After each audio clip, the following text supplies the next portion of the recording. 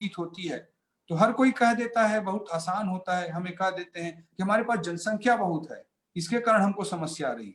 मैं आप सबको बताना चाहूंगा कि साउथ कोरिया की पॉपुलेशन डेंसिटी, जनसंख्या का घनत्व भारत से भी ज्यादा है और उनके पास ना कोई मिनरल्स था ना कुछ था, इस तरह का सिनारियो था। लेकिन मैं आपको बताना चाहूंगा कि उनके उनके यहाँ पार्क नाम का एक प्रेसिडेंट था, उसने 1959 के आसपास एक बड़ा मिशन चलाया यूनिवर्सल एजुकेशन का, सार्वभौम शिक्षा। हर व्यक्ति को एजुकेशन देना है और उसको स्किल्ड बनाना है, केवल लिटरेसी या नाम मात्र की शिक्षा नहीं देनी है, उसको स्किल्ड बनाना है। एजुकेटेड और स्किल्ड पॉपुलेशन में इंटायर पॉपुलेशन को हमको कन्वर्ट करना है, ये पॉलिसी उसने बनाई। और देखते देखते 5-5.5 साल के अंदर उसने पूरे साउथ कोरिया के पॉपुलेशन को एजुकेटेड और स्किल्ड बनाने का काम किया। अब पॉपुलेशन जब एजुकेटेड और स्किल्ड बन गया तो उस मैन पावर के बल पर उसने हाई ग्रोथ हाई वैल्यू वाले इंडस्ट्रीज को प्रमोट करना स्टार्ट किया और ऐसे प्रोडक्ट्स को बनाने की दिशा में उन्होंने काम किया। जैसे आज हम आत्मनिर्भर भारत की बात कर रहे हैं, आज मोदी जी डिफेंस में सेल्फ रिलायंस के लिए इतना कुछ काम कर रहे हैं। आज electronic manufacturing clusters, electronic manufacturing को बढ़ावा देने के लिए पीएलआई स्कीम मोदी जी अभी अप्रैल में लेकर लाए हैं। तो इस तरह की जो चीजें हो रही है कि हम हाई वैल्यू प्रोडक्ट्स को, इलेक्ट्रॉनिक प्रोडक्ट्स को, डिफेंस प्रोडक्ट्स को हम लाखों करोड़ रुपया दे दे के इंपोर्ट करते थे, उसके जगह हम खुद बनाएंगे। आज सेल्फ रिलायंस की बात करते हैं हम। साउथ कोरिया जब अपने पॉपुलेशन को एजुकेटेड और स्किल्ड बना लिया तो उन्होंने अपनी पूरी इंडस्ट्री को हाई वैल्यू चीजों पर फोकस किया और उसके एक्सपोर्ट पर फोकस किया। ना केवल खुद की जरूरतों के हिसाब से प्रोडक्शन करेंगे बल्कि हाई वैल्यू के प्रोडक्ट्स को बाहर की कंट्रीज में एक्सपोर्ट करेंगे और उससे मेजर रेवेन्यू हम गेन करेंगे और अपने कंट्री को आगे बढ़ाएंगे। ये उनकी पॉलिसी रही पूरी तरह से, ये उनकी पॉलिसी पूरी तरह से साउथ कोरिया की रही और उन्होंने बहुत अच्छे एक्सपोर्ट बेस्ड इंडस्ट्रीज को खड़ा करना चालू किया। और उससे देखते देखते 70s और 80 के दशक में, 70s और 80s में साउथ कोरिया एक डेवलपिंग कंट्री से कन्वर्ट होकर डेवलप्ड कंट्री में कन्वर्ट हो गया, डेवलप्ड कंट्री बन गया। और इसी समय जो एजुकेशन और स्किल के बेस पर पॉपुलेशन से बेस्ड जो एक्सपोर्ट बेस्ड इंडस्ट्रीज जो ग्रो कराई गई, वही कारण था जिसके कारण वो एक डेवलप्ड कंट्री बन पाए। और आज हम देखते हैं कि हम सबके हाथों में सैमसंग की मोबाइल होती है, ये उसी समय के कोरिया की उसी समय की पॉलिसी की देन है। आज हम सबके घरों में एलजी की टीवी और फ्रिज होती है, वो उसी समय के नीतियों की पॉलिसीज की देन है। हुंडई की कारों की हम बात करें, ये सारी कंपनियां उस समय खड़ी हुई और उन्होंने साउथ कोरिया को डेवलप्ड नेशन में कन्वर्ट किया। तो दोस्तों इसी तरह से मैंने अपने खुद के लाइफ से एक इंडिविजुअल के रूप में अपना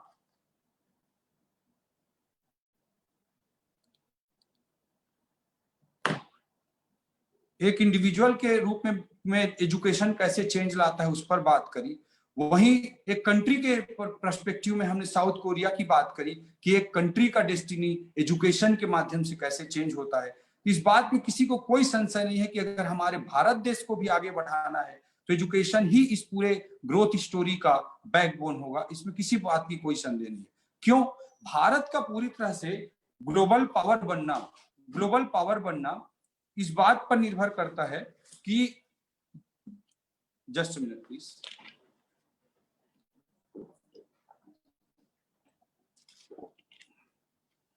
जब हम भारत की बात करते हैं तो आज हमारी 65% आबादी 35 वर्ष से कम आयु वर्ग की युवाओं की है। आज हमारी 50% आबादी 25 वर्ष से कम आयु वर्ग की युवाओं की है और हमारी औसत आयु, इंडिया की एवरेज एज 29 ईयर्स के लगभग है, जबकि पूरी दुनिया बूढ़ी हो रही है। जापान की औसत आयु की हम बात करें तो 47 ईयर्स है, यूरोप की औसत आयु की हम बात करें। और मेरे एजुकेशन मॉडल जो दंतेवाड़ा में है उनको लेकर मैं भी बहुत सारे वर्कशॉप सेमिनार्स में मेरे को भी इनवाइट किया जाता था, बहुत सारी चीजों को मैं भी इनपुट दिया हूं।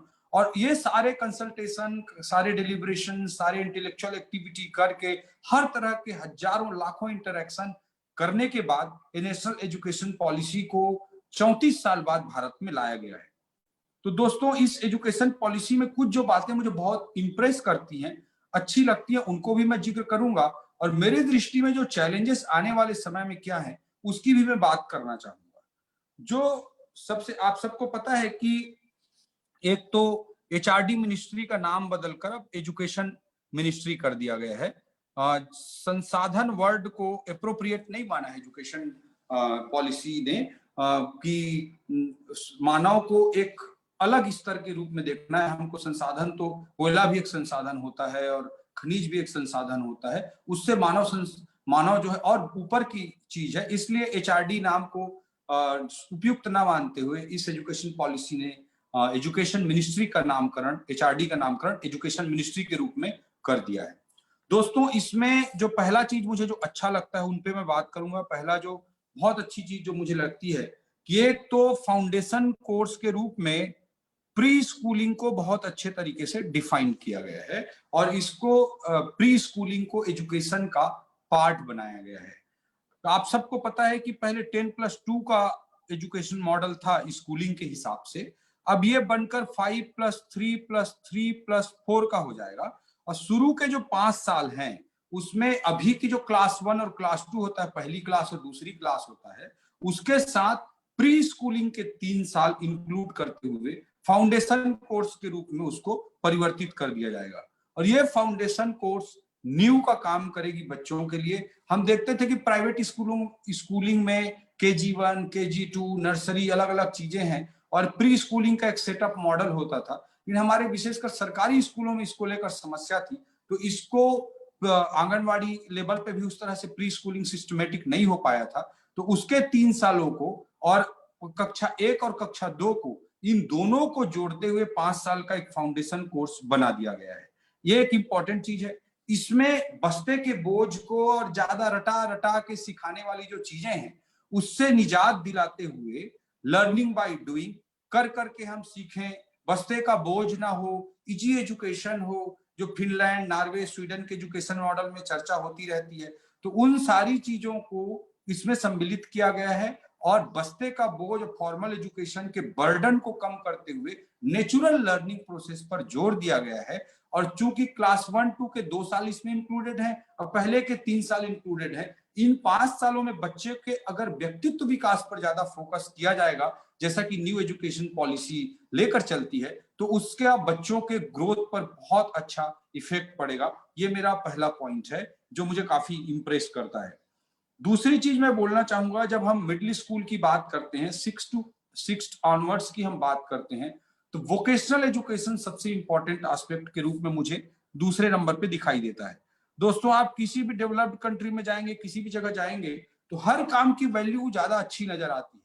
अनफॉर्चुनेटली, दुर्भाग्य से हमारे देश में जो वोकेशनल एजुकेशन है उसका इंपॉर्टेंस उस तरह से नहीं दिया गया। और दूसरा, समाज की भी एक तरह से मेंटेलिटी बन गई थी, समाज की भी एक तरह से मेंटेलिटी थी, समाज की भी एक तरह से मेंटेलिटी बन गई थी कि हमको जो चीजें हैं कि जैसे कोई कारपेंट्री का काम कर रहा है, कोई हॉस्पिटैलिटी का काम कर रहा है, कोई इलेक्ट्रीशियन का काम कर रहा है, इस तरह की चीजों को महत्व नहीं देने की मेंटेलिटी समाज में ज्यादा हद तक हमारे देश में लागू हो गई थी। इसके कारण जो ह्यूमन लेबर है उसका रिस्पेक्ट कहीं ना कहीं कम होता था और लोग वोकेशनल एजुकेशन पे ना आगे बढ़ पाने के कारण अपनी पढ़ाई तो कर लेते हैं, 12वीं पढ़ लेते हैं, हम BA कर लेते हैं, BSc कर लेते हैं, MA कर लेते हैं, और अगर कहीं कोई नौकरी नहीं पाया आज हमारे एजुकेशन मॉडल में और उसको हम बोल दें कि जाओ बेटा बाजार में आप अपना कुछ काम कर लो और अपना जियो खाओ, तो वो महीने का 10-15 हजार मुश्किल हो जाता है कमा पाना उसके लिए, जो इंटरेस्टिंग और रिवोल्यूशनरी मुझे लगता है।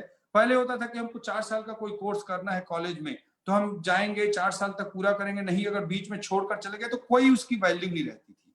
तो अब ऐसा नहीं रहेगा, अब एकेडमिक बैंक का क्रेडिट होगा और उसमें आप जितने साल, 1 साल अगर पढ़ते हैं तो एक क्रेडिट स्कोर आपको मिल जाएगा, 2 साल पढ़ते हैं तो एक क्रेडिट स्कोर मिल जाएगा, बीच में multi entry multi exit system होगा, मतलब बीच में 1 साल बाद अगर आप एग्जिट करते हैं और तो आपका जो एकेडमिक बैंक ऑफ क्रेडिट है उसमें एक सर्टेन स्कोर रहेगा और 2 साल, 4 साल, 5 साल बाद भी अगर आकर आप उस एजुकेशन को कंटिन्यू करना चाहते हैं तो उस क्रेडिट स्कोर जो कि डिजिटल होगा उसमें आपका स्कोर जुड़ता जाएगा और आपको हायर लेवल की डिग्री मिलती चली जाएगी।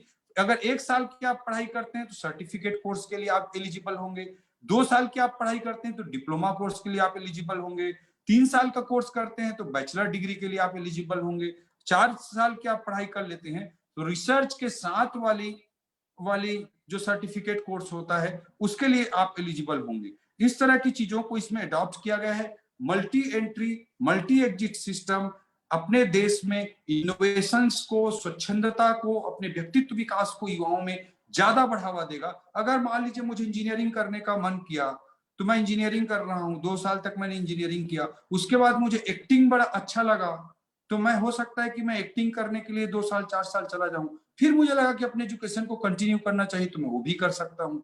2 साल में पढ़ाई करने के बाद मुझे लगा कि मुझे बड़ी कोई किताब लिखनी है, नेक्स्ट मोटिवेशनल बुक लिखनी है, यूथ पे लिखनी है या माओइज्म पे लिखनी है, तो मैं अपना किताब लिखने का काम 1-2 साल कर सकता हूँ, फिर अपने आकर एजुकेशन को कंटिन्यू कर सकता हूँ। तो ये मुझे लगता है कि हमारे यूथ के पर्सनैलिटी डेवलपमेंट के लिए, इनोवेशंस के लिए एक बेटर कल्चर को डेवलप करेगा। इसलिए multi entry multi exit system को मैं बहुत इंपॉर्टेंट और बहुत रिवॉल्यूशनरी मानता हूं। और जो मल्टी डिसिप्लिनरी जो सिस्टम है जो स्कूलों में है कि हम साइंस के साथ म्यूजिक भी पढ़ सकते हैं, फिजिक्स के साथ ड्रामा से भी सीख सकते हैं, ये सारी चीजें कॉलेज लेवल पर भी हमको अवेलेबल रहेंगी। वह भी मल्टी डिसिप्लिनरी सिस्टम कॉलेज में रहेगा, multi entry multi exit system college में रहेगा। ये सब महत्वपूर्ण बातें हैं। और इसके अलावा आईआईटीज में भी ह्यूमैनिटीज के फैक्टर्स को बढ़ावा दिया जाएगा, ताकि जो खांचों का सिस्टम है विषयों के, उसको एक बड़ी बाधा मानी गई है देश में इनोवेशंस के विकास के लिए, देश में व्यक्तित्व विकास के लिए और जीनियस पैदा करने के हिसाब से। इस दृष्टिकोण से multi entry multi exit system को, मल्टी डिसिप्लिनरी सिस्टम को लाया गया है। स्कूल लेवल पे भी मल्टी डिसिप्लिनरी सिस्टम रहेगा, कॉलेज लेवल पे भी रहेगा। Multi entry multi exit system school level पे नहीं होगा, कॉलेज लेवल पर ही लागू होगा। ये एक इंपॉर्टेंट चीज मुझे लगता है। इसके अलावा रेगुलेटर की बात कही गई है, जो private education, private schooling, private colleges जो हैं उस पर रेगुलेटर होंगे। ये इंपॉर्टेंट एस्पेक्ट है नेशनल एजुकेशन पॉलिसी में। और सबसे इंपॉर्टेंट बात मैं बोलूंगा कि इस पूरे एपिसोड को आगे बढ़ाने के लिए इंडिया को हेवी इन्वेस्टमेंट की जरूरत है, ताकि पब्लिक एजुकेशन मॉडल अच्छे से इंप्रूव हो सके।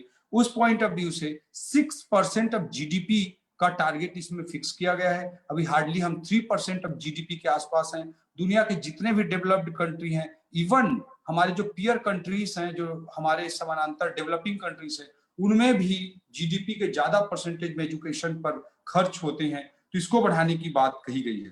तो ये कुछ बेसिक बातें हैं। तो मूल रूप से मैं यही कहूंगा दोस्तों कि जो मैकाले का मॉडल था, देखिए आप सबको मैकाले की बात पता होगी कि Macaulay was very very high IQ person. उसको माना जाता था कि बहुत तेज आईक्यू था उसका, और ब्रिटेन में बहुत फेमस था कि 15 दिन के अंदर वो एक नई भाषा सीख लेता था। यही उसकी खूबी थी। तो अंग्रेजों ने जब भारत पे कब्जा किया, और भारत पे जब कब्जा किया अंग्रेजों ने, तो अंग्रेजों ने इस चीज को सोचा कि यहाँ पे इतने भाषाएं हैं, इतने कल्चर हैं, इस देश को हम लंबे समय तक कैसे गुलाम बनाए रख सकते हैं। इसके लिए हमको एक स्टडी करानी चाहिए, एक रिसर्च कराना चाहिए। ये बात अंग्रेजों ने महसूस किया और उन्होंने मैकाले को इस काम के लिए अपॉइंट किया था। मैकाले भारत में आया, 4 साल तक भारत में रहा, बहुत हेवी पेड था वो। आज हम किसी गूगल और फेसबुक के सीईओ का उतना सैलरी नहीं है जितना कि हम मैकाले का उस समय में हुआ करता था। और 4 साल तक भारत में रहा, और 4 साल तक वो कोई लैंग्वेज ही नहीं सीखता था, कोई नई कल्चर के बारे में भी स्टडी नहीं करता था। तो उसको वायसराय ने भी बुलाकर बोला कि तुम क्या कर रहे हो, तुमको तो भारत की सब भाषा संस्कृति को सीखकर रिसर्च पेपर देने के लिए बोला गया था कि तुम कैसे इनको गुलाम बनाए रखें, इसके लिए काम करो, और तो तुम कोई लैंग्वेज ही नहीं सीख रहे हो। तो मुस्कुराता था और बोलता था कि no no, I am doing my job, मैं अपना काम कर रहा हूँ। ये बोलता रहा। और जब ब्रिटेन में वो जाकर पेपर प्रस्तुत किया पार्लियामेंट में, तो उसने जाकर कहा था कि अगर हमको भारत को गुलाम बनाए रखना है तो हमको कोई भारतीय भाषा सीखने की जरूरत नहीं है, हमको उनको अंग्रेजी नहीं अंग्रेजियत सिखाने की जरूरत है। ये मैकाले का कहीं ना कहीं रिसर्च था, और उसी के तहत अंग्रेजी को एक भाषा के रूप में नहीं, एक क्लास के रूप में इंडिया में स्टैब्लिश किया गया। एक सुपीरियरिटी और इंफीरियरिटी का एक बड़ा बाइफर्केशन, एक बड़ा डिवाइड पैदा करने के लिए अंग्रेजी को प्रयुक्त किया गया। और ऐसे शिक्षा पद्धति को बढ़ावा दिया गया मैकाले के तहत, जिसमें लोग केवल नौकरी के पीछे भागते थे। भारत बहुत बड़ा इनोवेशन वाला कंट्री रहा है।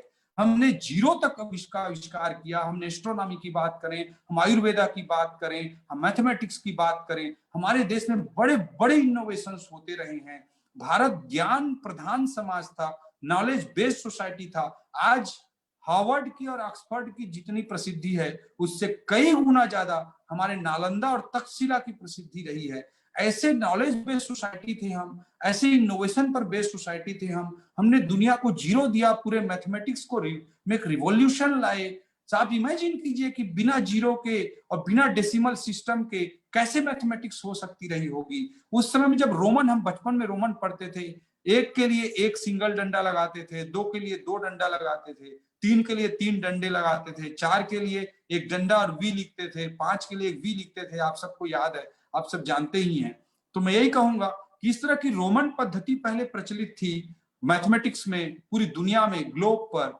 उस समय आप इमेजिन कीजिए, कोई बोले कि 7,08,084 इंटू 72,75,782 को मल्टीप्लाई करना है, अगर कोई बोले तो किस तरह से पूरा ब्लैक बोर्ड भर जाता रहा होगा।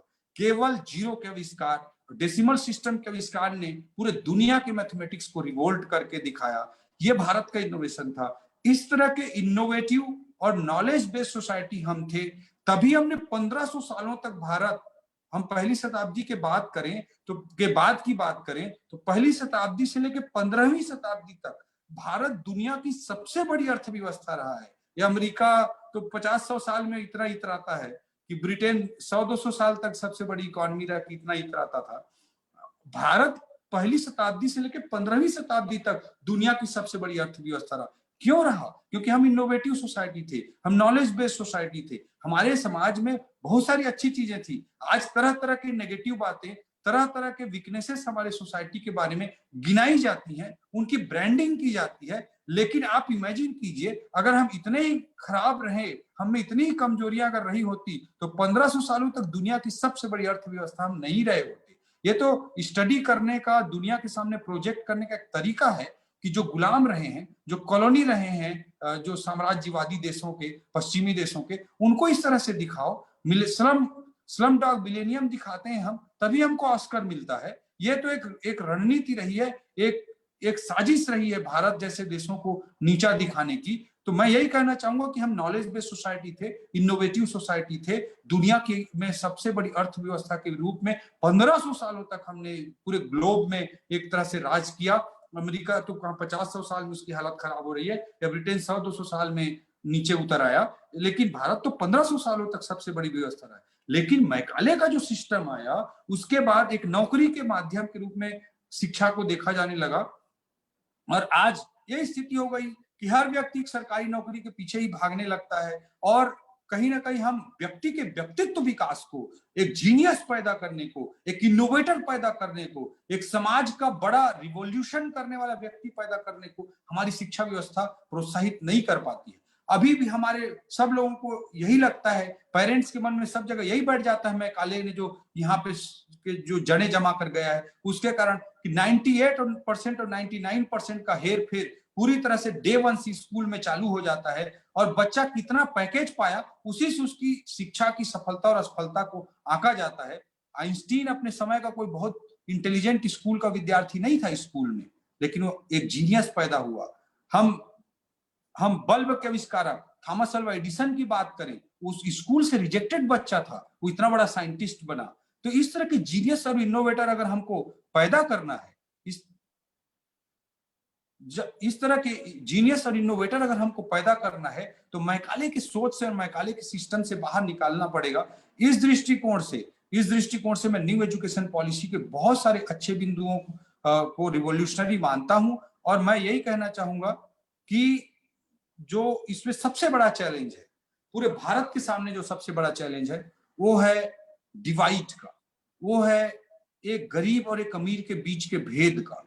मैं बोलता हूं कि हम राइट टू एजुकेशन की बात इंडिया में करने लगे हैं, बट दोस्तों मुझे लगता है कि राइट टू एजुकेशन से आगे बढ़कर राइट टू इक्वल एजुकेशन की बात करने का समय आ चुका है। इसको हम कैसे एड्रेस करेंगे? 6% ऑफ जीडीपी का जो इन्वेस्टमेंट है वो बहुत इंपॉर्टेंट है, उसको हम सही तरीके से कर पाएंगे तो इस दिशा में आगे बढ़ पाएंगे। दोस्तों आप इमेजिन कीजिए कि एक बच्चा बस्तर के गांव के सरकारी स्कूल में पढ़ता है और एक बच्चा डीपीएस आरके पुरम में पढ़ता है, और दोनों को हम एक साथ कह देते हैं तुम एक साथ आईएएस का एग्जाम दो, तुम एक साथ आईआईटी का एग्जाम दो। इससे बड़ी क्रूरता कोई नहीं हो सकती। यह तो उसी प्रकार की दौड़ हो गई कि 100 मीटर की एक दौड़ को हम एक बच्चे को बोले कि तुम 100 मीटर पीछे से दौड़ना चालू करो, और एक दूसरे बच्चे को आगे 80 मीटर आगे खड़ा कर दें और दोनों को एक साथ दौड़ने की बात कहें। इस तरह की बात हो गई। तो दोस्तों, अगर हम एलिमेंट्री एजुकेशन में इक्वलिटी नहीं ला पाएंगे तो राइट टू इक्वल एजुकेशन हम कभी भी इस्टेब्लिश नहीं कर पाएंगे। और राइट टू इक्वल एजुकेशन जब तक हम नहीं इस्टेब्लिश कर पाएंगे तो हमारे कॉन्स्टिट्यूशन का जो मूलभूत सिद्धांत है कि हम एक समतामूलक समाज का निर्माण करना चाहते हैं, गरीब अमीर सबको एक अवसर देना चाहते हैं, समाज के आखिरी छोर पर खड़े व्यक्ति को भी हम एक महत्व देना चाहते हैं, उस चीज को हम बिना एजुकेशन में सबको बराबरी दिए नहीं कर सकते। इसलिए आज राइट टू एजुकेशन नहीं, राइट टू इक्वल एजुकेशन की बात करने की जरूरत है। और जो एक गांव में एक सरकारी स्कूल में बस्तर में कालाहांडी में भी जो बच्चा पढ़ रहा है उसको भी एक बेहतरीन एजुकेशन मिले, ये हमारे लिए सबसे बड़ी चुनौती है। 6% ऑफ जीडीपी का सही उपयोग हम करेंगे तो यह कर पाएंगे। दूसरा, राइट टू एजुकेशन के तहत जो एक इंपॉर्टेंट पॉइंट है कि प्राइवेट स्कूलों को भी 25% सीटें गरीब बच्चों के लिए आरक्षित करनी होती है, वह भी उसको भी सही तरीके से इंप्लीमेंट करेंगे, तब भी हम राइट टू इक्वल एजुकेशन की दिशा में बहुत कुछ अच्छा इस्टेब्लिश कर पाएंगे। ये कुछ चैलेंजेस हमारे बीच में हैं। दूसरा, एक मदर जो टंग पे जो हमारी लोकल डायलेक्ट लोकल लैंग्वेज पे जो एजुकेशन की बात फाउंडेशन लेवल पे कही गई है उसको अच्छे से इस्टेब्लिश करना कंट्री में बहुत जरूरी है। न्यू एजुकेशन पॉलिसीज पर बात करता है।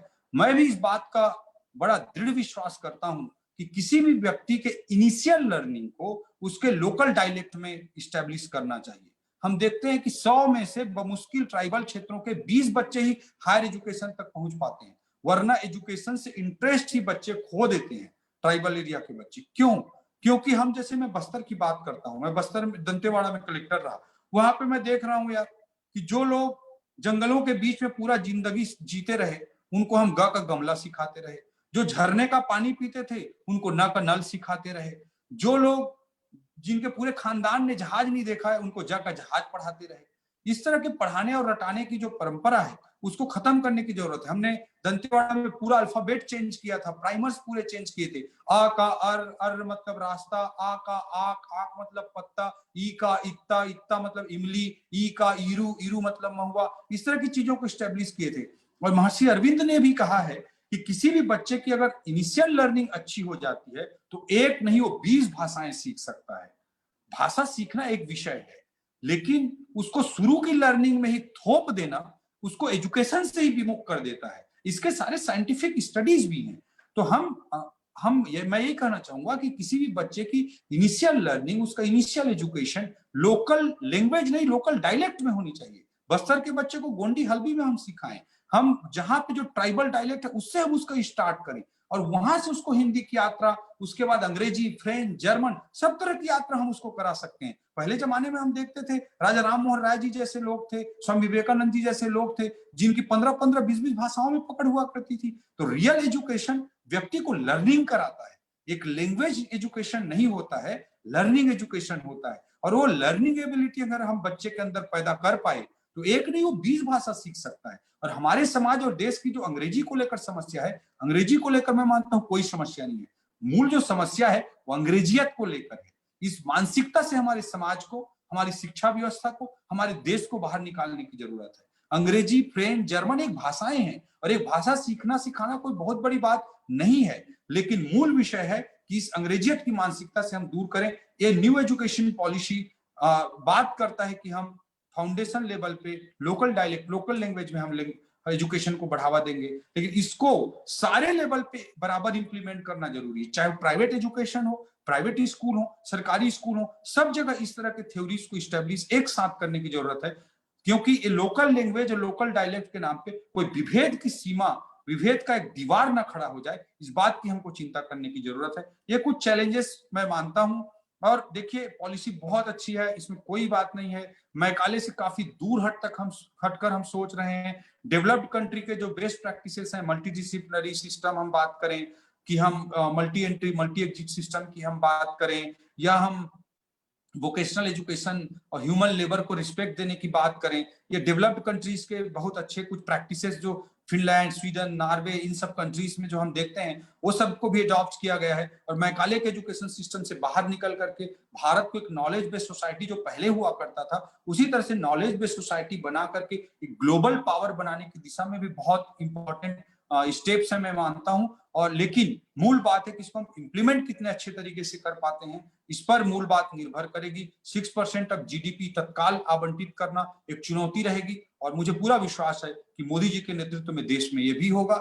और जो 50 हमारी 65% आबादी 35 वर्ष से कम आयु वर्ग की है, 50% आबादी 25 वर्ष से कम आयु वर्ग की है, उनको एक बेहतरीन मानव के रूप में स्थापित करके उनको ग्लोबल लीडर्स के रूप में स्टैब्लिश करेंगे। और पूरी दुनिया का 20% यूथ जो हमारे देश में है वो भारत का डंका पूरी दुनिया में बजाएगा और भारत ग्लोबल पावर बनेगा। और उसमें सबसे बड़ा कोई फैक्टर होगा नेशनल एजुकेशन पॉलिसी होगा। मैं इस बात पर पूरा भरोसा करता हूं। और फिलहाल अब आगे मुझे लगता है कि हमको इंटरैक्शन के मोड पे आना चाहिए। जी सर, बहुत बहुत धन्यवाद। और आज सच में बहुत ही ज्यादा ज्ञानवर्धक यहाँ पर आपने बातें कही कि अब राइट टू एजुकेशन नहीं, राइट टू इक्वल एजुकेशन की जरूरत है।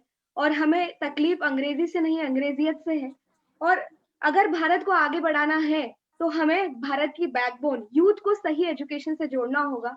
और सर, इन सारी बातों का हम बीइंग अ यूथ पूरा पूरा ध्यान रखेंगे और कोशिश करेंगे कि हम भारत को उस मुकाम तक पहुंचाएं। अब मैं चाहूंगी कि आप सभी के क्वेश्चंस होंगे, मन में कुछ ना कुछ प्रश्न होंगे, तो अगर आप वो पूछना चाहते हैं तो यहाँ चैट बॉक्स में अपना नाम लिख दें या हैंड रेज कर दें और सर उसका जवाब देंगे। आपसे विनती है कि एक सेंटेंस में क्वेश्चन हो तो अच्छा है, ताकि हम ज्यादा लोगों को मौका दे सके सर से वार्तालाप करने का।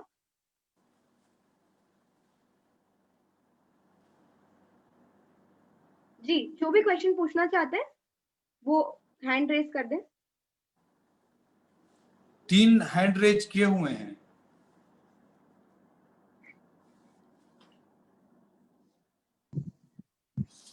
जी, पिंकेश्वर साहू जी।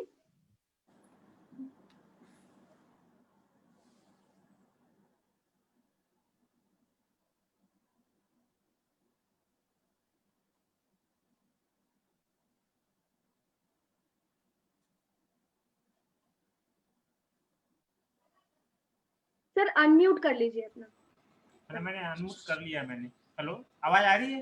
जी जी। हाँ सर, मैं ये पूछना चाहूँगा, अभी लास्ट में जो ये बात आपने कही कि अंग्रेजी से नहीं अंग्रेजियत से, तो मैं इसमें तो बिल्कुल 100% सहमत हूँ। और मैं भी इस चीज़ को कहता हूँ बार बार, कई जगह में जाता हूँ तो। लेकिन इसमें समस्या ये है कि जो हम लोगों के ब्रेन में भारत के वर्ष में बात करें तो भारत से कम ज़्यादातर छत्तीसगढ़ के में जिसमें ये होता है कि जो लोग अंग्रेजी थोड़ा सा बोलते हैं तो हम लोग क्या होता है कि अनकॉन्फिडेंस होते हैं और हमको लगता है कि वो बहुत जानता है। तो हमारा जो कॉन्फिडेंस लेवल है, just we are going to wrong with that ना, लोअर क्लास दैट। तो हम अपने आप को मेंटलिटी ये समझते हैं कि वो बहुत जानता है, but actually they don't know about anything, they know knowledge है ओनली लिटिल नॉलेज। बट हम लोग ये समझ जाते हैं। तो ये जो परिवेश है, ये मेंटलिटी है, इसको दूर कैसे किया जा सकता है?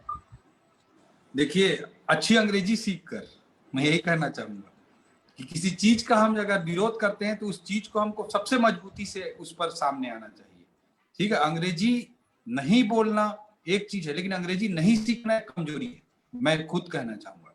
और सब लोगों को यही कहना चाहूंगा कि जो हमारे सरकारी स्कूलों में बच्चे पढ़ते हैं, गांव के स्कूलों में बच्चे पढ़ते हैं, इस तरह के जो बच्चे होते हैं उनको लगता है कि अंग्रेजी सीखना बहुत कठिन है।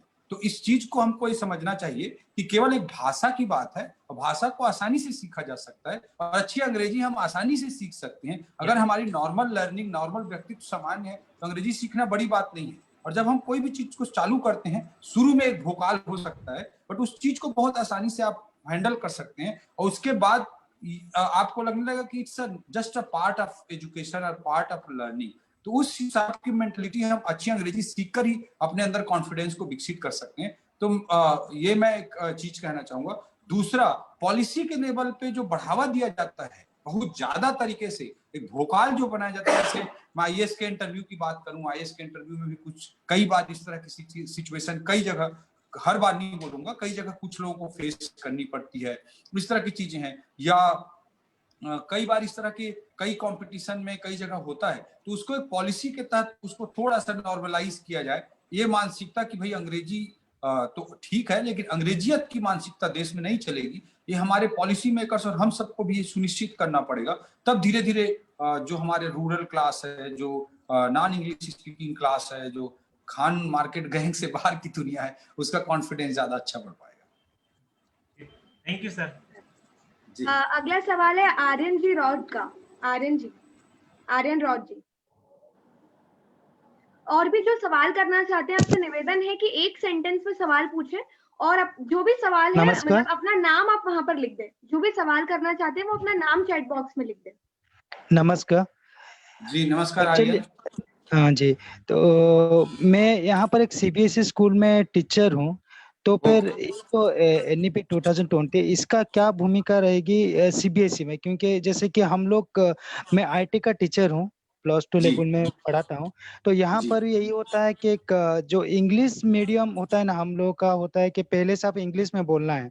यू हैव टू कम, मतलब स्कूल के विद्यालय के अंदर आते हो तो आपको इंग्लिश में ही बोलना है, आप ओडिया में नहीं बोल सकते, जो कि यहाँ का जो लोकल लैंग्वेज है, हिंदी जो नेशनल लैंग्वेज है उसमें नहीं बोल सकते, लेकिन आप इंग्लिश में बोलना है। तो इस पर सीबीएसई एंड आईसीएसई जो स्कूल है उस पर क्या भूमिका रहेगी एनईपी 2020 का? देखिए, एनईपी 2020 ये निश्चित रूप से कहता है कि जो फाउंडेशन कोर्स है, इट मींस मतलब प्री स्कूलिंग के जो 3 साल और कक्षा 1 और 2 है, फाउंडेशन कोर्स का मतलब ये 5 साल हुए, प्री स्कूलिंग के 3 साल और कक्षा पहली और दूसरी के 2 साल। तो ये 5 सालों में जो लोकल मदर टंग है, मदर लैंग्वेज है, उसको प्रमोट किया जाएगा। बट एग्जैक्टली क्या पॉलिसी होगी, उसको सीबीएसई में क्या पैटर्न होगा, आईसीआईसी में क्या, आईसीएसई बोर्ड में क्या पैटर्न होगा, अलग अलग स्टेट्स में क्या पैटर्न चलेगा, इस बात को लेकर अभी क्लियरिफिकेशंस नहीं है। जब डिटेलिंग होगी पॉलिसी की तो ये सब चीजें सामने आएंगी। और मैं स्ट्रॉन्ग बिलीवर हूं कि मदर टंग, मदर डायलेक्ट को निश्चित रूप से पहले प्रमोट करना चाहिए। I am strong believer of this thing. But जब रियल पॉलिसी मतलब डिटेल पॉइंट्स आ जाएंगे तभी वो क्लियर होगा कि कैसे अलग अलग क्षेत्रों में कैसे उसको इम्प्लीमेंट किया जाएगा। जी धन्यवाद। अभी अभिनव जी और कमलेश पटेल जी का प्रश्न है जो मैं एक साथ ही पूछना चाहूंगी कि sir, do you think the new education policy will be formulated in a right manner with the outdated facility all over India? और ये भी ये कहना चाह रहे हैं कि आपको लगता है कि जो इसका इम्प्लीमेंटेशन है वो ग्राउंड लेवल पे सही तरीके से हो पाएगा, जो अभी प्रेजेंट में फैसिलिटी है उसे देखते हुए? नहीं, निश्चित रूप से इसको इम्प्लीमेंट करना बहुत बड़ा चैलेंज है। और जितने हमारे एजुकेशन सिस्टम में अभी भी ब्रिटिश लिगेसी और पुरानी चीजों का जितना प्रॉब्लम है, टीचर्स की जितनी कमी है, जो इनोवेशन सेंट्रिक एजुकेशन सिस्टम्स हैं उनकी जितनी कमी है, जो एक सिस्टम अभी पूरी तरह से एक नौकरी पकड़ने पे, चाहे पटवारी बन जाऊं या चपरासी बन जाऊं, कुछ भी बन जाऊं, तक जो अभी सीमित है, उस माइंडसेट को बदलने में, उस एजुकेशन के पूरे सिस्टम को चेंज होने में जो अभी इतनी कमियां हैं, चाहे इंफ्रास्ट्रक्चर की बात करें, टीचर्स की क्वालिटी की बात करें, टीचर्स के ट्रेनिंग की बात करें, इन सारे एस्पेक्ट्स में अभी बहुत कमियां हैं, बहुत चैलेंजेस हैं और एक लंबी जर्नी हम सबको करने की जरूरत है। और मैं यही कहूंगा कि कोई एक पॉलिसी आने से सब कुछ बदल जाएगा, ऐसा सोचना गलत है, ऐसा हमको कभी भी नहीं सोचना चाहिए। बट एक पॉलिसी ही एक आगे के फ्यूचर को तय करती है, एक डायरेक्शन देती है। अब निश्चित रूप से पॉलिसी काफी मायनों में बहुत अच्छी है और जो संसाधनों की बात होती है वो भी बहुत जरूरी है भारत जैसे देश में, तो उसके लिए भी 6% ऑफ जीडीपी की कम से कम बात की गई है। तो उसको जितना जल्दी लागू किया जाता है और केंद्र सरकार हो, राज्य सरकारें हो, मीडिया हो, अलग अलग बोर्ड हो, सारी चीजें सब लोग मिलकर एक बड़े एजुकेशन को, जैसे स्वच्छता एक कैंपेन बना भारत का, उससे बड़ा कैंपेन एजुकेशन को बनाना पड़ेगा।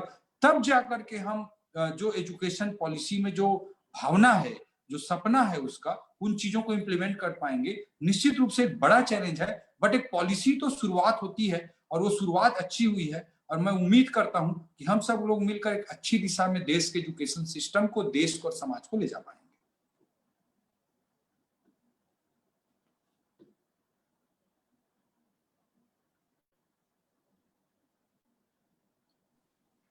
प्रीति व्यास जी, अगला प्रश्न।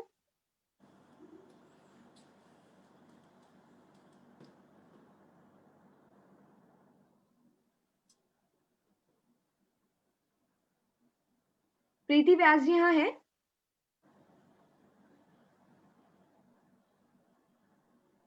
अगला प्रश्न केदार सर। जी जी, प्रीति व्यास जी। जी प्रीति जी। सर मेरा ये प्रश्न था कि न्यू एजुकेशन पॉलिसी में एक पॉइंट ये भी है कि 1ली से 5वीं तक बच्चों को ऑप्शन है कि वो अपनी रीजनल लैंग्वेज में सीख सकते हैं, लेकिन हमारा जो समाज है जहाँ पे सभी अंग्रेजियत से ग्रस्त है, तो क्या ये हो पाएगा कि जितने भी माता पिता हैं वो बच्चों को अलाउ करेंगे कि वो इंग्लिश से ज्यादा इंग्लिश को छोड़कर किसी अन्य भाषा में सीखें? तो क्या ये जरूरी नहीं होना चाहिए बजाय ऑप्शनल होने के? कंपलसरी। हाँ, फुल्ली एग्री विथ यू, आप सही बोल रही हैं। मैं पूरी तरह सहमत हूँ कि अगर हम किसी को चॉइस दिए, पता चला कि सरकारी स्कूलों के गांव के बच्चे बेचारे अपने लोकल डायलेक्ट में करते रहे और एक अलग तरह से अंग्रेजियत की दुनिया चलती रही, तो ऐसा काम नहीं चलेगा। इस पे नर्सरी से लेके फाउंडेशन कोर्स से लेके आईएएस के इंटरव्यू तक एक माइंडसेट पे पूरा रिवोल्यूशनरी एफर्ट करना पड़ेगा, तब इसका कोई मतलब है। और जैसे अलग अलग जगह पे कोई लोकल डायलेक्ट में सीख रहा है, डीपीएसआर के पूरा मौला अंग्रेजी बोलना ही सीख रहा है और आईएएस के इंटरव्यू में पूरा अंग्रेजी ही हावी हो रहा है, तब ये देश के गरीब और मार्जिन पे रहने वाले लोगों के लिए, जो इंटीरियर एरिया में, रूरल एरिया में लोग रह रहे हैं, उनके लिए एक धोखा हो जाएगा।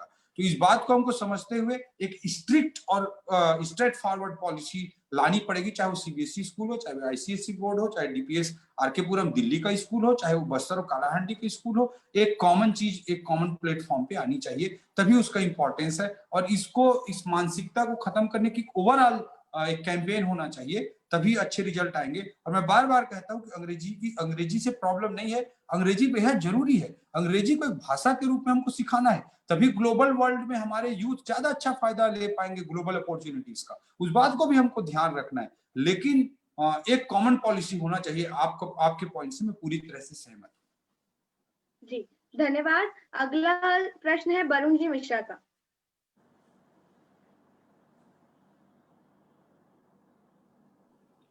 सर नमस्ते। जी नमस्ते वरुण जी। सर मैं भी छत्तीसगढ़ के कोरिया जिले से हूँ। मेरा प्रश्न आपसे सर मुझे लगता है आप मेरे प्रश्न को, क्योंकि आप प्रशासन में रहे हैं, तो ज्यादा बेहतर दे पाएंगे कि सर सरकारी स्कूलों की हालत तो किसी से छुपी नहीं है। सर तो आप ये नई शिक्षा नीति, आप क्या मतलब, आपको क्या लगता है कि कैसे हम नई शिक्षा नीति के माध्यम से जो सरकारी स्कूल की हालात हैं वो सुधार सकते हैं, जो छत्तीसगढ़ राज्य की बात करें, पूरे देश की बात करें? वरुण देखिए, निश्चित रूप से सरकारी स्कूली सिस्टम आप भी जानते हैं, मैं भी जानता हूं, मैं भी समझता हूं। देखिए, एक मैं बड़ी चीज मैं बोलना चाहूंगा कि जब गवर्नमेंट किसी चीज को एजेंडा बना लेना, तो कोई भी चीज हो सकता है। हमारे पॉलिसी मेकर्स, हम जब सोच लें कि ये करना है, कुछ भी हो सकता है।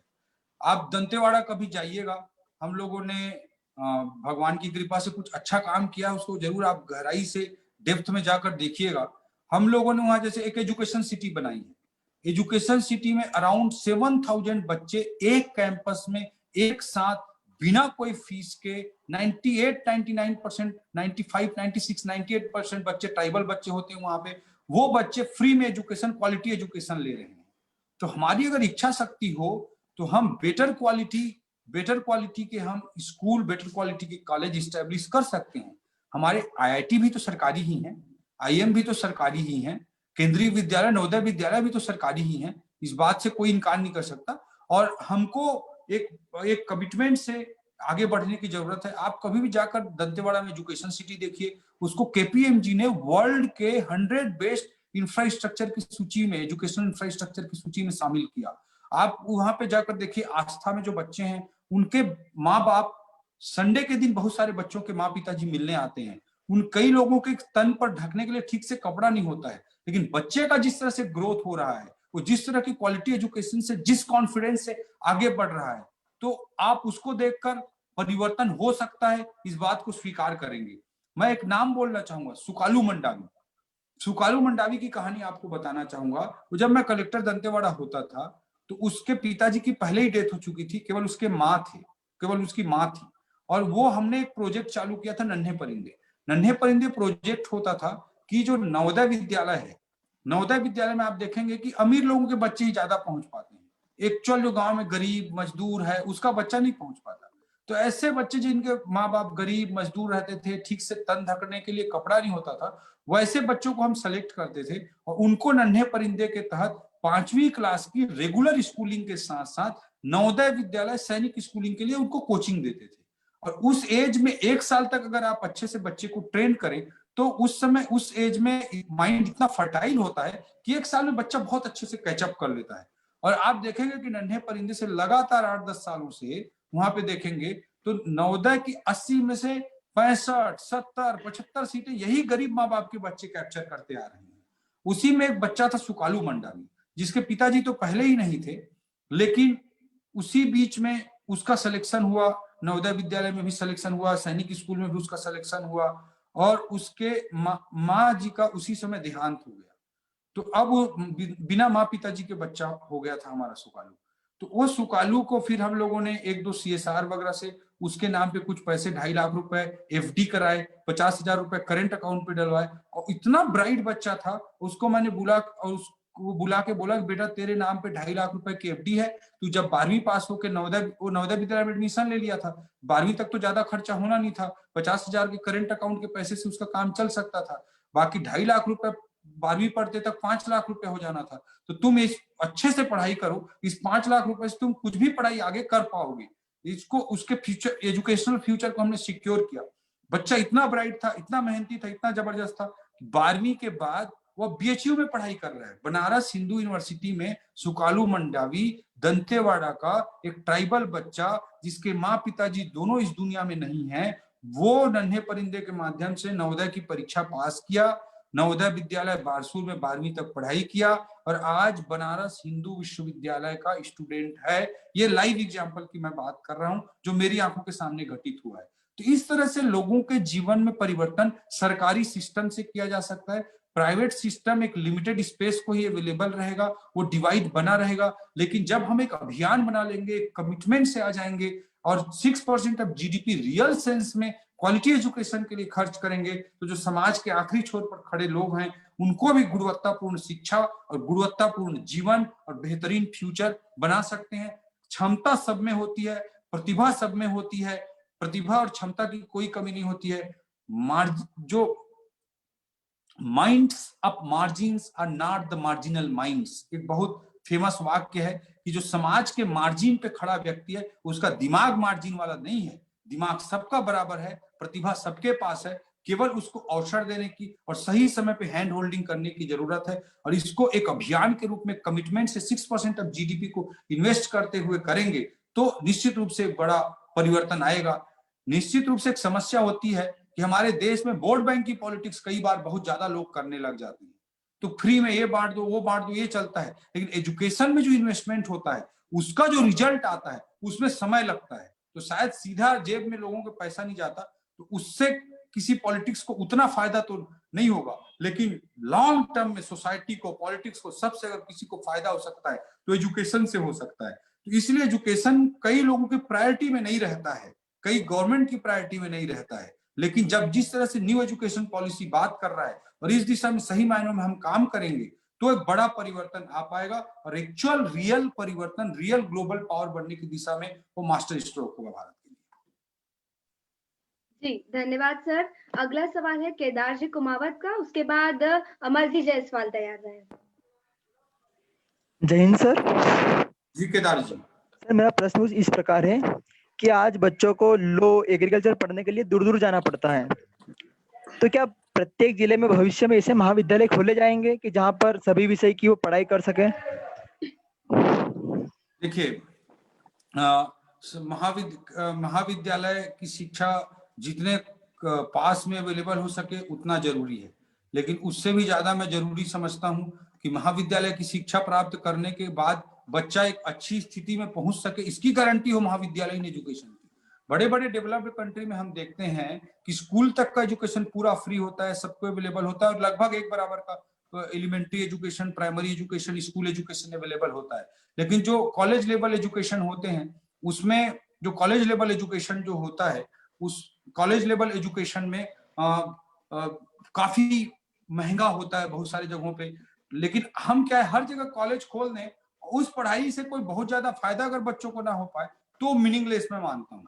तो हर जगह कॉलेज खोलना जरूरी है, इसमें कोई संदेह नहीं है, लेकिन उससे भी ज्यादा जरूरी है कि उस कॉलेज में पढ़ के बच्चे का फ्यूचर एक्चुअल में अच्छा और बेहतर बने।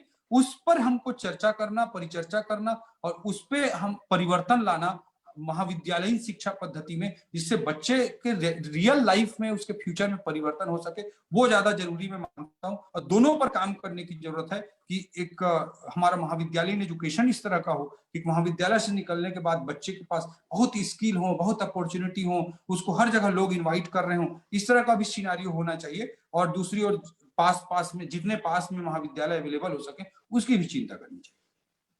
जी, अमरजीत जायसवाल, उसके बाद माही शर्मा जी तैयार हैं। जय हिंद सर। जी जय हिंद। हेलो जी अमर जी।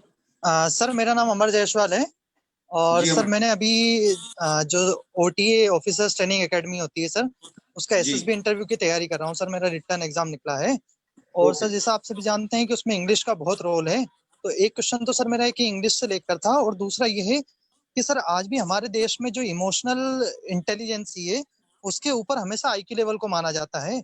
तो सर ये नीति कहाँ तक कारगर साबित होगी इन दोनों में समन्वय स्थापित करवाने के लिए सर? देखिए, अंग्रेजी की जहां तक बात है उस पर काफी चर्चा हम लोग कर चुके हैं, और जहां तक इमोशनल इंटेलिजेंस और IQ की बातें हैं, ये कॉमन एप्टीट्यूड को लगातार बढ़ावा देने की दिशा में न्यू एजुकेशन पॉलिसी भी बात कर रहा है। तो इन सब को मिला जुला कर एक कंक्रीट पॉइंट आउटकम सामने आएगा, मैं एक्सपेक्ट करता हूँ। जी, Mahi Sharma ji. Good evening sir. जी good evening Mahi ji. Sir मेरा क्वेश्चन ये है कि जैसे आपने कुछ समय पहले एक उदाहरण दिया था, एक बस्तर के शासकीय स्कूल में पढ़ने वाला बच्चा कहीं ना कहीं DPS के बच्चे से पीछे है। तो हमारे सिस्टम में ऐसी कहाँ पर लेक है, मतलब कहाँ पर कमी आ रही है, उच्च स्तर पर कमी है या जमीनी स्तर पर कमी है कि शासकीय स्कूलों में पढ़ने वाले बच्चे प्राइवेट स्कूल में पढ़ने वाले बच्चों से कहीं ना कहीं पीछे है? और जैसे आपने जो नन्हे परिंदे अभियान में जो जो ऑब्स्टेकल्स आपके सामने आए थे, आपने जो फेस करे थे, आप प्लीज वो हमसे शेयर कीजिए। देखिए, मतलब सबसे पहले तो मैं यही कहना चाहूंगा माही जी कि मैं एक सरकारी स्कूल में पढ़ा। जब हम लोग बचपन में पढ़ाई करते थे तो मैंने एक चीज फील किया है कि उस समय जो टीचर्स का जो एक पेरेंटल फीलिंग था, एक पालकीय भाव था, माता पिता जैसा एक गुरु का रोल होता था, टीचर का गुरु जी का रोल होता था, वो चीज कहीं ना कहीं लैक कर रहा है। मैं भी एक किताब लिख रहा हूँ, उस पर मैंने अपने एक लाइफ के बहुत इंपॉर्टेंट एस्पेक्ट को एक चैप्टर के रूप में लिखा है कि जैसे मैं बचपन में स्कूल नहीं जाता था, मन नहीं करता था, तो मेरे जो टीचर थे, गुरुजी थे, उन्होंने कहा कि बेटा तुम अगर स्कूल आओगे और छुट्टी के घंटी बजते तक बैठोगे तो तुमको एक चाक मिट्टी दूंगा। तो मेरे लिए तो बहुत बड़ी बात थी कि वो चाक मिट्टी देंगे, और मुझे बड़ा प्रलोभन आया कि भाई चाक मिट्टी मिलेगी, और मैं स्कूल जाने लगा और जल्दी भागने के लिए रोता था, वो सब बंद कर दिया। मैं करीब 17 दिन तक ऐसे लगातार चला और मुझे रोज स्कूल की घंटी बजते ही वो गुरुजी मुझे चाक मिट्टी देते थे और मैं लेकर आता था। तो ये चलता रहा और 17 दिन में मैं स्कूल जाने का आदी हो चुका था। तो इसमें मैं यही कहना चाहूंगा कि चाक मिट्टी इंपॉर्टेंट नहीं है, चाक मिट्टी के पीछे की भावना इंपॉर्टेंट है, उसके पीछे जो एक पेरेंटल फीलिंग है वो इंपॉर्टेंट है। तो ये चीज कहीं ना कहीं सरकारी स्कूलों में, एजुकेशन सिस्टम में एक टीचर का स्थान, समाज में जो एक शिक्षक का स्थान होता है, उस पर ये निर्भर करता है और उस पर वो चीजें थी। और ये भाव कहीं ना कहीं मुझे लगता है कि commercialisation of education, privatisation of education के बाद सरकारी स्कूलों में काफी कमजोर हुआ है। दूसरा चीज मैं बोलूंगा कि उस समय के जो सरकारी स्कूल होते थे उसमें गांव के सभी लोग पढ़ते थे, सरपंच का बेटा भी पढ़ता था, गुरुजी का बेटा भी पढ़ता था, गांव के गौटिया पटेल का बेटा भी पढ़ता था। लेकिन अभी आप देखेंगे कि जो 15-20 सालों में अभी जो चेंजेस हुए, 20-25-30 सालों में, उसके बाद आप देखेंगे कि सरपंच का बच्चा है कि कोई भी गांव में पटेल गौटिया का बच्चा है जिसके पास पैसा है थोड़ा भी, वो सरकारी स्कूल में अपने बच्चे को नहीं पढ़ा रहा है। तो हुआ क्या कि उस समय गांव में आवाज किसकी होती है? सरपंच की, गौटिया की, पटेल की आवाज होती है। तो जिनकी आवाज होती है गांव में, उनके बच्चे प्राइवेट स्कूलों में जाने लग गए और पहले वही बच्चे सरकारी स्कूलों में पढ़ते थे। जो कम्युनिटी कंट्रोल होता है, एक कम्युनिटी प्रेशर होता है, वो चीज पहले हमारे सरकारी स्कूलिंग सिस्टम में था, अब वो कंट्रोल समाप्त सा हो गया है, क्योंकि सोसाइटी में और गांव में जिनकी वॉइस है, जिनकी आवाज है, उनके बच्चे सरकारी स्कूल में पढ़ ही नहीं रहे हैं। इसलिए कम्युनिटी कंट्रोल जो है वो कमजोर हुआ है। और कोई कलेक्टर हो कि कोई सीएम हो कि कोई पीएम हो, कोई डीएम सीएम पीएम कोई भी हो, वो स्कूलों के हर शिक्षक की जोगवारी नहीं कर सकता। हम कितना भी टेक्नोलॉजी ले आए, हम कितना भी बायोमेट्रिक ले आए, लेकिन असली जो चीज होता है गांव के एजुकेशन सिस्टम में वो कम्युनिटी कंट्रोल होता है, कम्युनिटी प्रेशर होता है। उस चीज को रीइस्टेब्लिश करना बेहद जरूरी है। तो जो सरकारी सिस्टम है उसमें ये सारी समस्याएं डेवलप हुई हैं। इन सब चीजों से धीरे धीरे हमको ऊपर उठने की और उसको रीइस्टेब्लिश करने की जरूरत है। जो अच्छी चीजें थी वो भी हमारे सिस्टम में खत्म हो रही है, ये चिंता की बात है। जी धन्यवाद सर। अब मैं चाहूंगी 2 प्रश्न एक साथ पूछ लिए जाए और सर दोनों का जवाब एक साथ ही दे देंगे। तो पहला प्रश्न कमलेश जी पटेल और दूसरा योगेश जी अग्रवाल, आप पूछ लीजिए। कमलेश पटेल जी।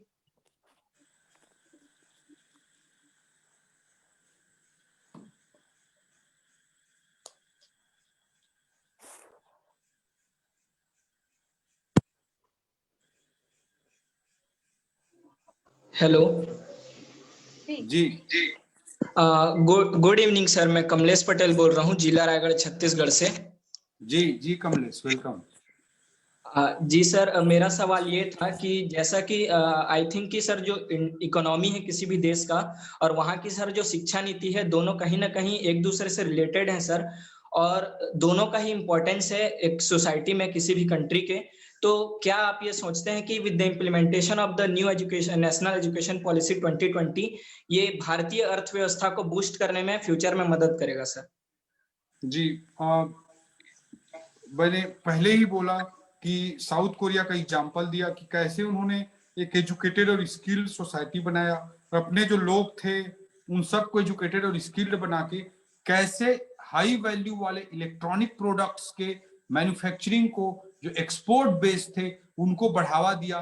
उसी कारण एलजी, हुंडई, सैमसंग जैसी कंपनियां खड़ी हुई और वहां की जो जनसंख्या थी उसने स्किल्ड और एजुकेटेड जो जनसंख्या थी वही उसमें पार्टिसिपेट की और हाई वैल्यू वाले प्रोडक्ट्स बना के एक्सपोर्ट किए और हाई रेवेन्यू ग्रोथ अर्न करके वो एक डेवलप्ड सोसाइटी में कन्वर्ट हुए।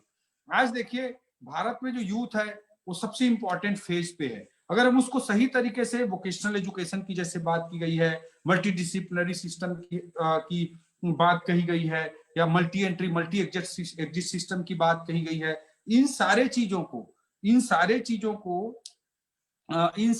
को हम लेकर अगर अच्छे से चलें तो निश्चित रूप से आज भारत में इकोनॉमिक फ्रंट पे भी मोदी जी ने पिछले 4-5 महीने में, तो मैं विशेष रूप से लगातार फॉलो करता हूं मैं इकोनॉमी को, बहुत बड़े बड़े रिवॉल्यूशनरी डिसीजंस लिए हैं।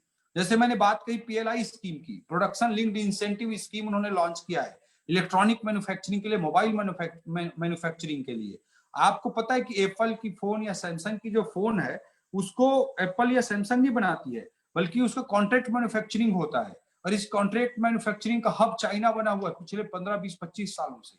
तो कॉन्ट्रैक्ट मैन्युफैक्चरिंग का हब चाइना बना हुआ है। तो उसी तरह के इलेक्ट्रॉनिक मैन्युफैक्चरिंग को बढ़ावा देने के लिए मोदी जी ने पीएलआई स्कीम लॉन्च किया है, प्रोडक्शन लिंक्ड इंसेंटिव। इसके तहत कोई भी 5 ग्लोबल प्लेयर को उन्होंने इन्वाइट किया है और 5 इंडियन नेशनल प्लेयर को इन्वाइट किया है।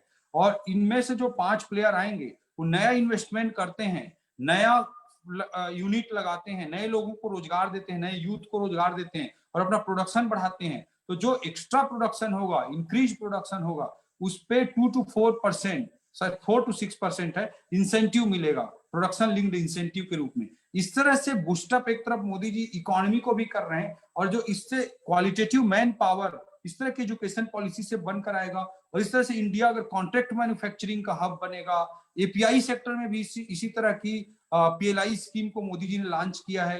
API means active pharma ingredients, जो दवाई बनाने के लिए जो इंग्रेडिएंट्स की कंपोनेंट्स की जरूरत पड़ती है, वो पूरी दुनिया में चाइना उसका हब बना हुआ है। तो उसमें पीएलआई स्कीम लाकर मोदी जी उसको तेजी से प्रमोट कर रहे हैं इंडिया में। और आपको जो चाइना के प्रति नेगेटिव ग्लोबल सेंटिमेंट अभी पैदा हुआ है पूरी दुनिया में, उसके कारण चाहे स्पेशलिटी केमिकल की बात करूं मैं या एपीआई की बात करूं मैं, इन सारे चीजों पे दुनिया के बड़े बड़े डेवलप्ड कंट्री इंडिया से जुड़ रहे हैं। तो ये बहुत बड़े रिवोल्यूशनरी चेंजेस आ रहे हैं। इस नई एजुकेशन पॉलिसी से नए क्रांतिकारी ढंग से अगर यूथ को हम प्रिपेयर करेंगे तो इन सारे सेक्टर्स में API, electronic manufacturing, defence, railway, heavy industries, mining, इन सारे सेक्टर्स में इंडिया बहुत कुछ अच्छा कर पाएगा और इंडिया के इंडियन इकोनॉमी को एक डेवलप्ड इकोनॉमी बनाने में एक बड़ा रोल नेशनल एजुकेशन पॉलिसी का होगा। जी, अगला सवाल योगेश जी का, योगेश जी अग्रवाल।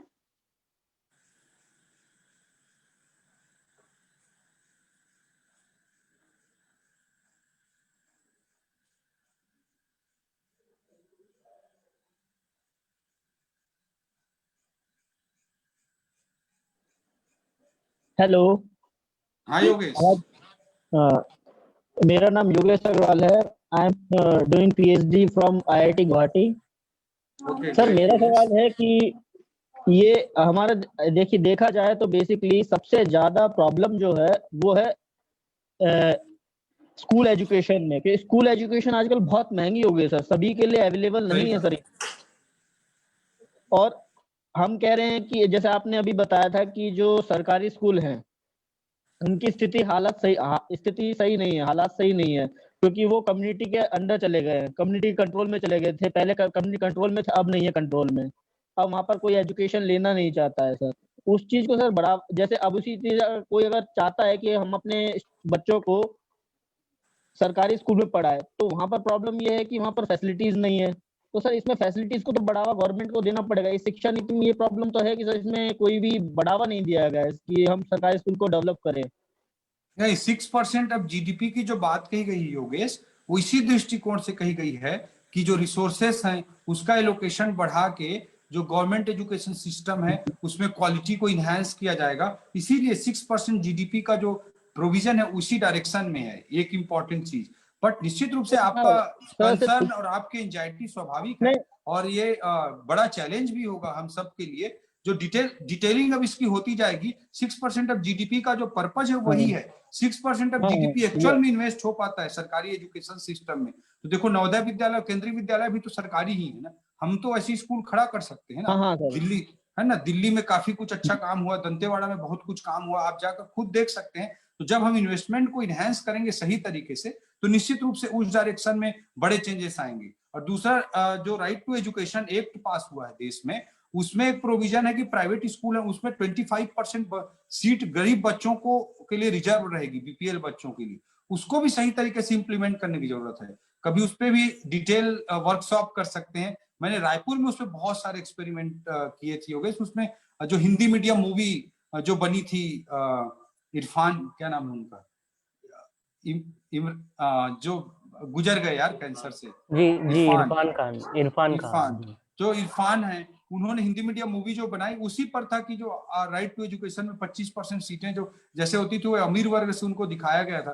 तो इसको अगर सही इंप्लीमेंट करेंगे तो बहुत सारे बच्चों को प्राइवेट एजुकेशन जो ग्रो हो रहा है उसका भी काफी हद तक लाभ मिल पाएगा। और दूसरा एक इंपॉर्टेंट पॉइंट मैंने जिक्र किया था, हल्के से जिक्र किया था, ज्यादा जोर नहीं दे पाया था मैं। रेगुलेटर की बात मैंने कही थी कि जो फीस रेगुलेशन वगैरह है उसको अच्छे से रेगुलेट करके प्राइवेट स्कूलों में रेगुलेटर की थोड़ी भूमिका ला करके मतलब फी को थोड़ा कंट्रोल भी किया जा सकता है।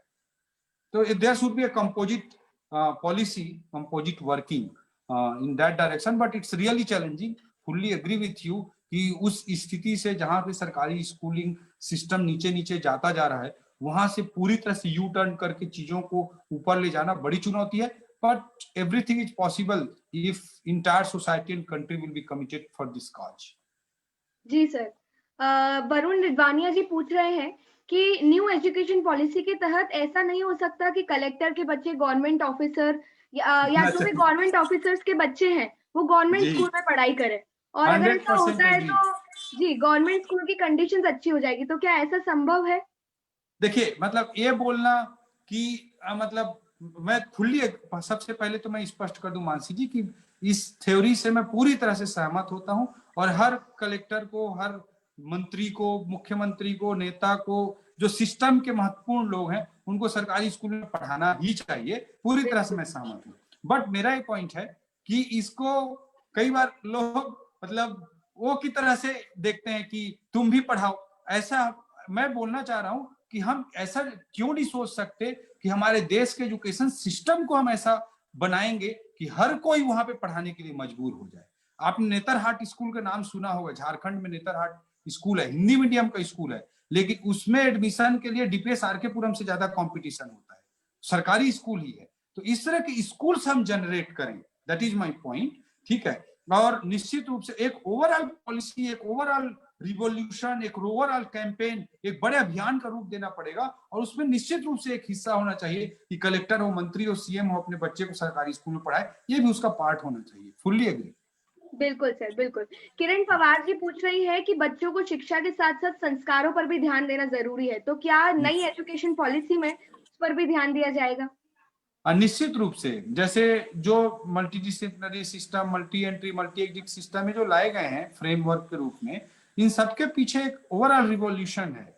जैसे हम अपने पुराने एजुकेशन सिस्टम की भी बात कर रहे थे, तो उसमें मूल्यात्मक शिक्षा सबसे इंपॉर्टेंट कंपोनेंट होता है, और शिक्षा का मूल उद्देश्य व्यक्तित्व निर्माण ही होना चाहिए, ना कि 1-2 नौकरी और 2-4 लाख पैकेज की नौकरी, ये उद्देश्य होना ही नहीं चाहिए। और वैल्यू एजुकेशन हमारे एजुकेशन सिस्टम का एक असेंशियल कंपोनेंट पहले से रहा है।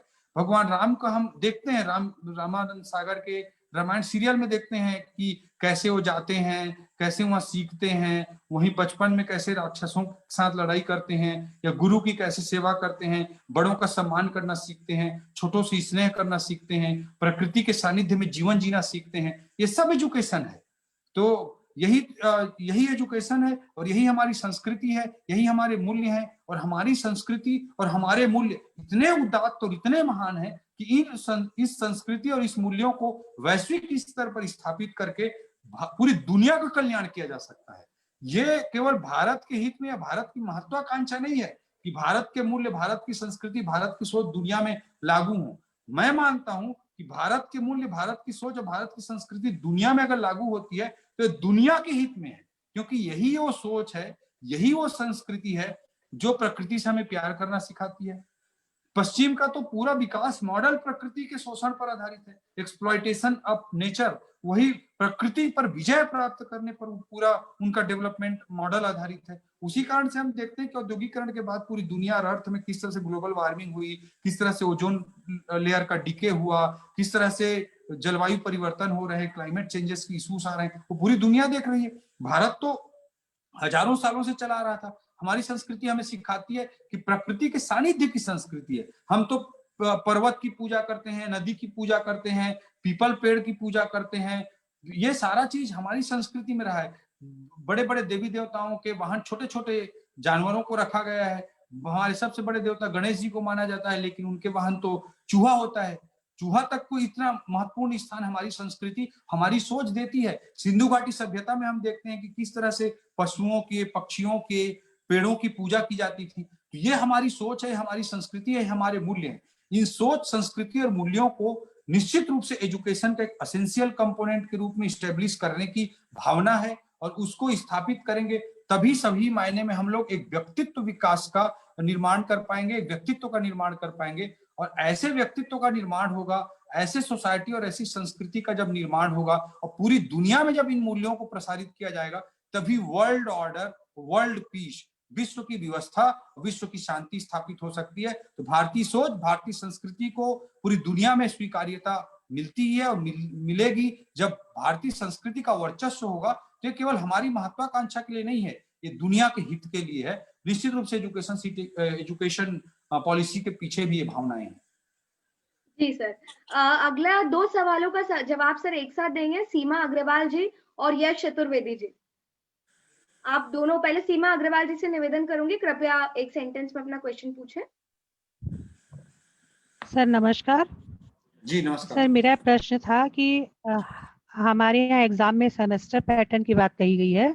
जी रिपीट करें मैम, मैं सुन नहीं पाया। जो है अंकों, हाँ सर सॉरी सर, हमारे यहाँ एनईपी 2020 में एग्जाम में सेमेस्टर पैटर्न की बात कही गई मूल्यांकन में। जी तो इससे पूर्व, हाँ इससे पूर्व हम क्या कहते थे, मूल्यांकन में हम अंकों को महत्व देते थे कि इतना % आ गया इस बच्चे का, किसी का 30, किसी का 40, लेकिन अब जो उसका स्वरूप क्या होगा, क्योंकि हमने बात कही है सेल्फ एवेल्यूशन की, हमने कहा है उसका साथी भी उसका मूल्यांकन करेगा, बाह्य परीक्षक भी करेगा, तो इसका स्वरूप क्या होगा और इसका आगे चलकर इसका हम इसका वास्तविक उपयोग कैसे कर पाएंगे?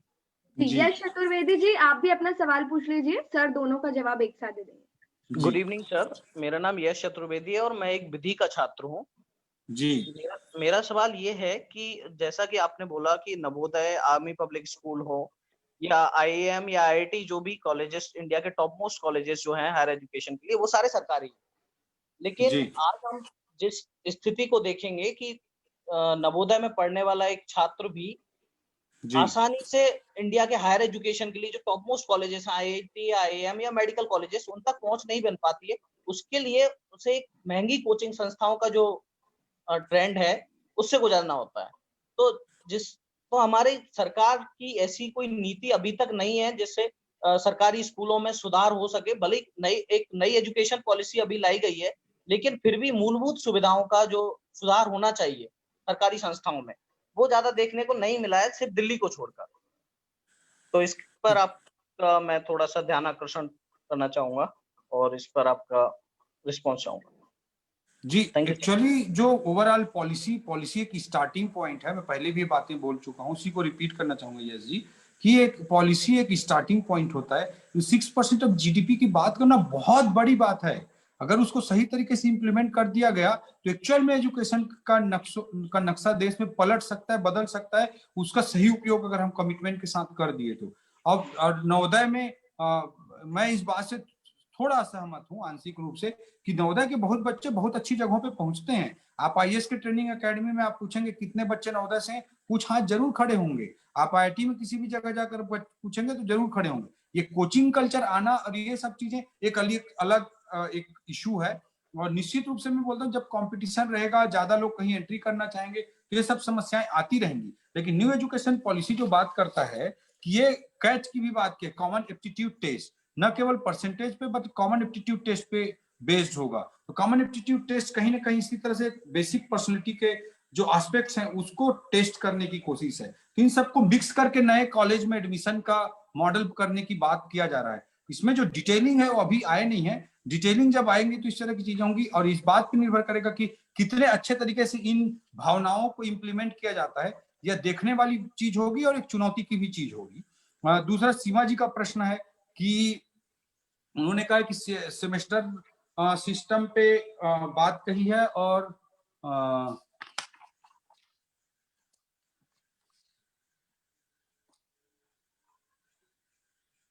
सीमा जी फिर से रिपीट कर दें, सॉरी मैं आपका क्वेश्चन भूल गया। जी सीमा जी। जी सर, मेरा ये प्रश्न था कि इससे पूर्व जब हम मूल्यांकन प्रणाली पर बात करते थे तो हम ये देखते थे कि हम वर्ष में एक बार परीक्षा ले रहे हैं जी, हाँ असेसमेंट पे, और हम उसको अंकों में बदलते थे। लेकिन अभी हम कह रहे हैं कि हमने उसका पैटर्न बदल दिया है, हम सेल्फ भी कर रहे हैं और हम उसका साथ पढ़ने वाला बच्चा भी साथ में कर सकता है, उसका पड़ोसी भी कर सकता है, उसका टीचर भी करेगा। तो उसे वो किस रूप में बदलेगा? पहले हम अंकों में बदलते थे, अब किन रूपों में बदलेगा और आगे चलकर वो उसका वास्तविक उपयोग अपने जीवन में कैसे कर पाएगा? देखिए, आप फिनलैंड का, नॉर्वे का, स्वीडन का, ये सब कंट्रीज का, न्यूजीलैंड का, ये सब का मॉडल देखेंगे तो ये बहुत ज्यादा मतलब परसेंटेज बेस्ड और कौन पहला आया कौन दूसरा आया इस पर डिपेंड नहीं रहता। एजुकेशन का पर्पज ही नहीं है कि सबको हम कैटेगराइज करें कि 12वीं में कौन पहला आया, कौन 100वां आया, कौन 5000वां आया, कौन 5 लाखवां आया। यही निर्धारित करते आया है हमारा एजुकेशन सिस्टम। नई एजुकेशन पॉलिसी उसी चीज को नकारती है। एजुकेशन का पर्पज ये कि भाई बेसिक लर्निंग हमको इस्टेब्लिश करनी है, बेसिक व्यक्तित्व का निर्माण करना है, और वो केवल परसेंटेज के टर्म में हर जगह डिफाइन ना हो। और इसीलिए इसमें कॉमन एप्टीट्यूड टेस्ट की बात की जा रही है कि जो परसेंट डिसाइड हुआ है 12th में, उसके अलावा कॉमन एप्टीट्यूड से जो स्कोर करेगा बच्चा, उसमें नॉर्मल चीजें होंगी, तो उससे जो स्कोर करेगा उन दोनों के बेसिस पे कॉलेजेस में एडमिशन होंगे। तो एक नया रिवोल्यूशनरी सोच है। बहुत सारे अच्छे एजुकेशन सिस्टम वाले कंट्री ये सब करते आ रहे हैं, इसमें कोई संदेह नहीं है। बट इसका कैसे डिटेलिंग होगा, क्या होगा, इसको मैं भी अभी नहीं बता सकता। उसके जब डिटेल्स आएंगे तभी क्लियरिटी आएगी। जी sir, but it's a revolutionary thought. Okay, मैं यहाँ पर जो सवाल है यहाँ लिखे हैं सवाल, वो करना चाहूंगी इनसे। एक मिनट जी। यश जी पूछ रहे हैं कि जैसा कि हम कॉलेज ग्रेजुएशन में बात करते हैं कि students can exit and rejoin the course, तो क्या ये मेडिकल स्टूडेंट्स पे भी एप्लीकेबल होगा नई पॉलिसी में कि मेडिकल स्टूडेंट्स भी बीच में रीजॉइन एग्जिट और रीजॉइन कर सकते हैं? देखिए, मतलब इतना डिटेल तो अभी किसी को आइडिया ही नहीं है, मतलब इसका डिटेलिंग हुआ ही नहीं है, मतलब I can't comment on this. लेकिन नई एजुकेशन पॉलिसी तो ये बात करती है, बट उनको लग रहा होगा कि कुछ चीजें पढ़ा है, कुछ चीजें भूल गया है, तो कैसे करेगा। हो सकता है कि कुछ बहुत स्पेशलाइज्ड या इस तरह के सेंसिटिव कोर्सेस में लागू हो ना हो, I can't comment on this. इस पे स्पेशलिस्ट लोग इस पे डिसीजन लेंगे और जो पॉलिसी डिटेल्स आएंगी उसमें सारी चीजें क्लियर होंगी। जी सर, धन्यवाद। नंदिता जी गुप्ता पूछ रहे हैं कि वुमेन एम्पावरमेंट में नेशनल एजुकेशन पॉलिसी का क्या रोल है? मैडम, इसमें देखिए, बहुत कुछ मैं detail direct new education policy से लिंक करके मैं बहुत ज्यादा बताने की स्थिति में नहीं हूं। I am not very sure कि इसको जेंडर बेस्ड चीजों से कैसे क्या एटीट्यूड है, but overall Indian education system इस बात पर अब जोर दे ही रहा है कि ये सारी चीजें अच्छे से हों, और अगर हम इन्वेस्टमेंट को बढ़ावा देते हैं तो उसमें निश्चित रूप से चीजें होंगी कि पास में स्कूल होंगे, पास में कॉलेज होंगे, तो जो जेंडर बेस्ड इनइक्वलिटी के कारण बनते हैं कि कई सारे कारणों से हमारी बेटियां, हमारी बहनें पहुंच नहीं पाती हैं कॉलेजेस तक, स्कूल तक, वो सब चीजें ठीक होंगी। दूसरा, जैसे छत्तीसगढ़ में या बिहार में इस तरह के जो 9th क्लास में आने वाली बच्चियों के लिए कुछ अलग स्कीम, साइकिल देने की स्कीम्स लाई गई, उस तरह की चीजें आएंगी। सरस्वती साइकिल योजना के नाम से छत्तीसगढ़ में चलता रहा है, तो उस तरह की स्कीम्स आएंगी। तो ये किस रूप में जेंडर बेस्ड शेप लेगा, इसको लेकर मैं बहुत ज्यादा अभी कमेंट नहीं कर सकता, but definitely there will be a concern कि हायर एजुकेशन में हमारी बहनों का परसेंटेज कैसे बढ़े। कंपटीशन में आईएएस वाईएएस में अभी भी आईएएस एग्जामिनेशन में बहुत कम बहनें होती हैं, तो वो सारी चीजें समाप्त होंगी, मैं उम्मीद करता हूँ। जी सर, धन्यवाद। अब आखिरी क्वेश्चन के लिए मैं अंकित जी मंडलोई से निवेदन करूंगी वो प्रश्न पूछ ले, और यहीं पर हम प्रश्न उत्तर का सत्र खत्म करके आगे बढ़ते हैं कार्यक्रम की ओर।